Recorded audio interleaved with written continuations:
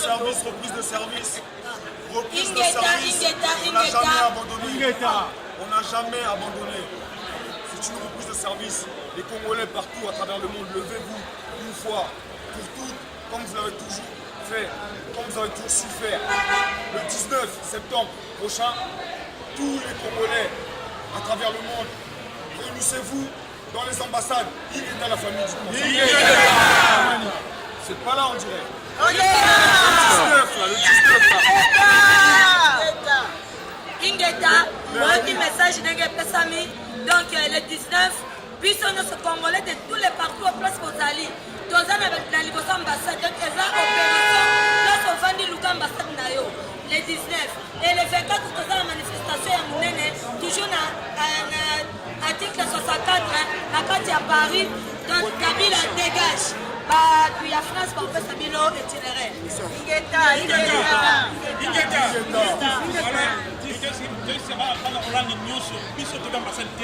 Parce qu'en Hollande, il n'y a pas l'ambassade.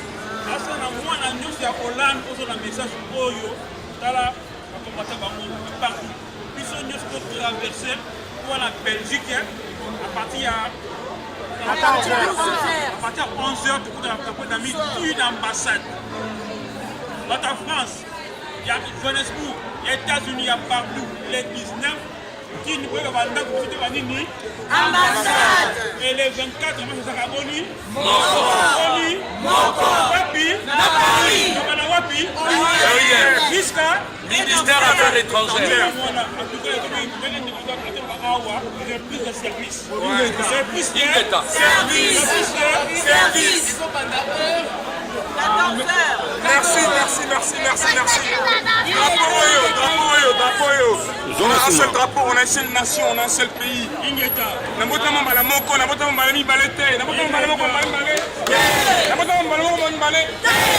Congolais, ça veut dire que le 19, tout le monde représente, on représente de partout dans le monde.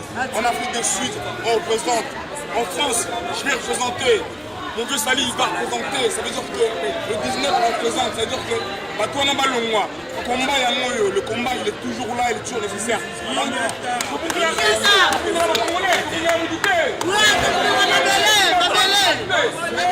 Congolais jusqu'à la mort, on se bat pour les Congolais, mon frère. Et le 24, on est sur la terre, on va se battre. Congolais jusqu'à la mort, notre patrie ou la mort. Patrie, la mort. La patrie ou la mort. Ingeta. Écoutez, peuple congolais. Écoutez, Tolobina peuple nyon surtout dans le monde entier.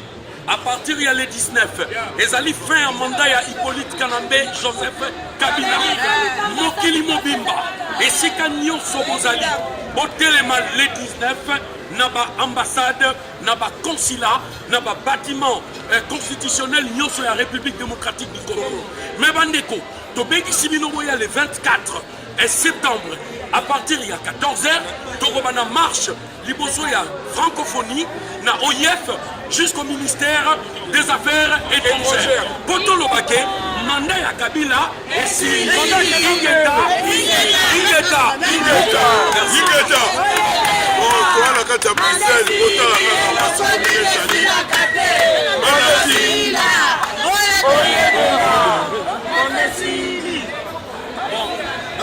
un message, toi la carte à Bruxelles, puis non mon boyebi, on fait un message, j'ai pas la quitte.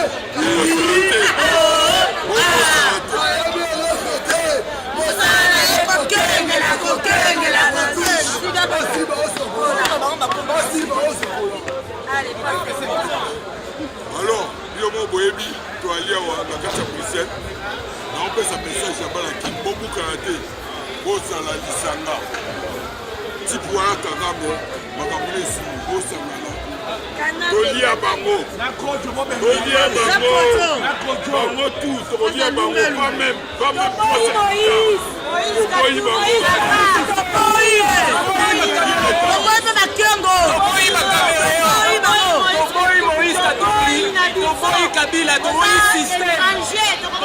système. Les 19, boye que Congo est sous la constitution T. Constitution est sous les 19.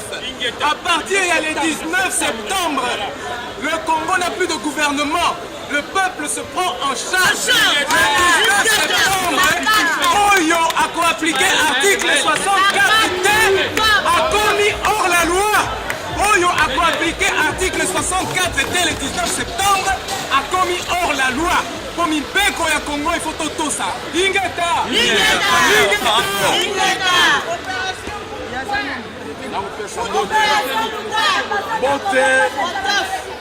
Mbote na bakongolais nyonso mpe na jeunesse congolais nyonso à travers le monde ndenge bokoki bandeko balobi awa tolobi yango a partir ya le 19 congolais nyonso jeune nyonso bima na balabala odefendre mabele na yo bodefendre femme violée bodefendre bavictime bamartire ya Beni manda ya Kabila esili manda ya bagouverneur esili ndenge toza koloba na bino na minute oyo baofficier supérieur bino moko bokende kosala allégeance la président qui a été élu démocratiquement par militaire bino moko bosera borejoindre ra ya peuple tobengi congolais nyonso na kati ya mboka Congo ozali na Beni ozali na Bakongo ozali na Bukavu ozali na Équateur Mbandaka les deux Kasai ozali kuna na yo na Lodja bima le 19 décembre mandat ya Kabila esili pouvoir na maboko ya peuple ingeta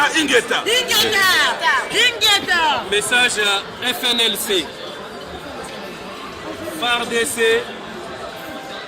PNLC le 19 septembre peuple azwi engouement moko processus moko ya kokende mpona kolakisa dialogue wana ki ezali dialogue oyo ezali boycotté par la nation, par la population, par le peuple congolais. Yango tolingi tolobela bino police nationale, FARDC, armée nationale, à partir à le 19 décembre, président Dabino Kabila a commis illégitime. Hors la loi. Bozali ko se couvrir na article moko ya constitution ezali article 64. Donc tolobi ke soda alandaka ordre ya mutu oyo azali légal. Soki mutu azali sous légal te bozali na droit ya ko désobéir mitindo wana. Donc tolobi boye na basoda na biso PNLC na FARDC. Tolobeli bino ke à partir à le 19 décembre mandat na esidi. Mais le 19 oyo ya lundi préavis na e bandi tobandi ko compter yeye. À partir du 19 septembre, tobandi ko compter 1 2 le 19 décembre a commis illégal. Bokoki lisusu ko obéir ordre ya hiérarchie na bino te. Bino boza wana pour sécuriser le peuple. Boza wana pour sécuriser peuple na ba institution ya mboka. Donc à partir il y a le 19 septembre préavis na e bandi azali hors la loi. Donc ingeta message ezalaki pour la bino PNLC na FARDC. Ingeta. tozoloba wana etikali kaka bongo mwana ekolo kongo ndongo omoni awa touti libanda omoni bato bakongole bateke biso to bakombate tokongola na nzela c'est normal faut toganga parce que mokili mpe esalama ya liloba bible elobi au commencement c'était la parole et rien n'était fait sans elle. Tout était fait avec la parole. Biso tozokanga tobi que c'est fini Kabila. Parce que Kabila lingi biso te Kabila c'est un assassin. Kabila nous tue, Kabila nous massacre, Kabila nous fait de fausses communes. Kabila c'est un assassin. Son place est dans ce pays. Il y a besoin de la perpétuité prison. On se comprend. Donc dans les Zawa na bana Congo, mais biso na ba comme Sili, sans position, Rwanda au Canada. Il y en a même comment on parle bango. Ba pour biso ko mingi, il y a un temps pour pleurer, il y a un temps pour rigoler. Mais les Zawa biso to comment la ka bino. Biso pena quand on peut sali ingeta na biso na malobakisa na Congo de Article 73, article 73 le 19 septembre, et vous allez violer, égale article 64. Donc ça la calcul pour la banamité. Le 19 septembre, article 73, article 73, et vous allez violer, puisque c'est ni qu'on benga à l'élection T, ça veut dire que ton continent illégalité. Article 73 violé égale article 64. Article 73 violé égale à article 64. Ingeta. Mana kini. Tozaka pona bino. Tozolo baka pona bino. tolela mpona bino biso tozalaka bien toliaka bien tokokoloba kutu te mais so tozoloba tolingi mpo bino bozala mpe lokola biso parce que mboka na biso eza riche donc tozosenga na bino donc le 19 septembre mandat ya kabila esili donc ndenge aza wana akomi neti ngai na yo donc ndenge aza wana donc botelema bobanga eloko moko te soki bosala bamotof kotie papier eza nene oyo bokokundana basoda ya kabila po bakabiliste nde bazala baya deja zero awa na europe balingi bango lisusu te basi baboyikango lelo ata bazosala ndeni boyebaka oke ndenge bazana bazolenga donc bobengana bango parceke soki bobengani bango te pays ekei mboka kokende mboka ndenge ezana ndenge toya baza konseye bazibiso na esclave biso siko foto telema tobundala mboka na biso tozala na liberté ndenge tozalaka nango na ntango mobutu bobosana te bana congo toka na liberté ata okolia te na ntongo tokolia na midi tokolia na pokwa mais lelo komaka bokosa 3 jours 4 jours oliaka te bana kini fo botelema souvement populaire botelema ingeta message ndenge eza mpona soda yo soda kongo atiaka mayele na ye kongo akontaka na périphère soda balola mondoki nomona kini balola mondoki contre monguna balola mondoki notoboma peuple ondimaki serment pour protéger peuple donc kabila kombo na ye dégage botelema bana kishasa ata bai na minduki bosala bacocktail monotov bozwi essence kotia na milangi na babitendi bobwakela basoda oyo soda oyo ya koatake bino oatake ye donc basoda rwandais soda congolais tourne munduki no contre rwandais ndenge na kwenda bima na mboka na yo okozala jamais esclave ingeta bana kidi toza kotinda bino message eya mpona malamu ya bino bokotusa bino mboka mboka oyo tozo yango ya mingi te me tozozwa mwa ya kolia me tozomona mboka nde eza kokufa tozobika kaka mpona kosuka boyeba ngo bana kidi botelema papa bamama bana kasi bobanga te mango munda kaka mbala moko pasoki kabiala lelo aleki okufi nde kokufa botelema bobongama ndenge ezali wana kabila ndenge eza ya biso te moïse katumbi aza ya biso te botelema kamera aza ya biso te ebongo lobi okuna nta yango boprofite bose protege na bamaske balakisaki bino na internet bamaske bana ya commune na commune bana azo na biso na lishasa bana matonge na matonge bana njili na njili soko bimi bongo bino sebele basoda na bakokoka bino te si soda na biso congolais akozongisa manduki mpa bayini tokolanda ye tina CPI tokotika te bakangama bobanga te bomibimisa bobima ta yango ya suka ingeta donc le 19 septembre Moïse Katumbi dégage. Le 19 septembre, le Congo n'a plus de gouvernement. Le 19 septembre est commis le gouvernement du peuple par le peuple. Le gouvernement de salut public. Et ça, toza le Congo libre. Toza Libanda, mais toza le Congo libre.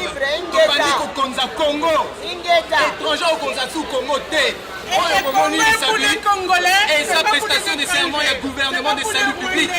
GSP. Gouvernement de salut public espèce bino longonia congolais libéré mboka ingeta Moïse Katumbi yo ala katero biso to yebi yo to lingibe yo te parce que on l'a dit ça moko na monguna de kaname ko siko lingi biso to récupérer yo donc biso to récupérer yo parce que yeba ke ozane mo na bango donc ba bomai ba maluku kuna yo zalaki na kati ozaki na gouverneur bon oye ana poto kasi ba vrai combattant ba lingi yo te to boy yo to lingi yo te ingeta. Cameroun, pourquoi j'ai choisi Kabila? Congo pour les Congolais, Ingeta. pas pour les étrangers. Cameroun, pourquoi j'ai choisi Kabila? Des notes bizarres, les Congolais ils s'appellent pas étranger dehors. Kabila, non. Ingeta. Samedi prochain. Parce que le 24 novembre,